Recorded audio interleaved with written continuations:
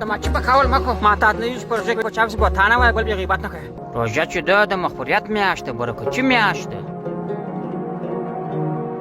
د هر کور ته چې ورسه پر دسترخوان باندې د خدای نعمتونو پراته په دسترخوان خرما جلای غوښې جلای پټاټې جلای وریجې جلای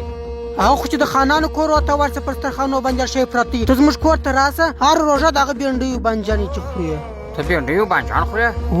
صبر وکړه الله پاک به تا ته درکړي الله بچا مې ربان دي پر هر چا باندې تا ته به هم درکړي جبار اخشه ته ماته نصیحتونه کوي ته د خلکو ته ګوره په فرض روژه غدي برګر خرڅي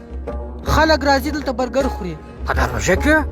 دغه نه دي چې پخې دا اوس څوک دی دا برګر چې خوري دا اسد څه اسد برګر ته دا خو زما انډیوال اوس پیسې سره خلاص کړم چې دا څه کوي په دا فرض روژه کې خوري اسد څه اسد لکه چې پټ سو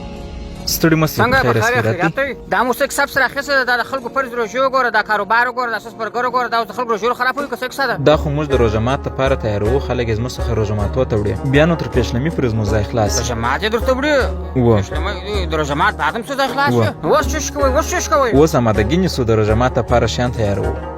اوس امادګي په ماج بیا اوس په ماج اوس خلک بیا بکړو د ماچ په کول مکو ما ته نه یوش پروژه کوي په چاپس بوتانه وای بل غیبت نه کوي شوشې په خپل سره بلدل نه په چاپس نه خبرې مکو خوراکان د دې اختر زموږ خدمت کوي مشه د خوراک ازما برګر ازما غوښ ته فرض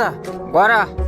دلته خلک د روژه مات لپاره راځي برګر او شرما رول وړي بیا تر پیشلمې پر دې خدمات چالانې برګر شرما رول دا شان ورکړي ګوره بخښه کوه بیا زه راځم د روژه مات تر مخه پس دا برګر شی مې د خوړم اوس پلان نه کوم تر ځای ورته تاسو جوړ سم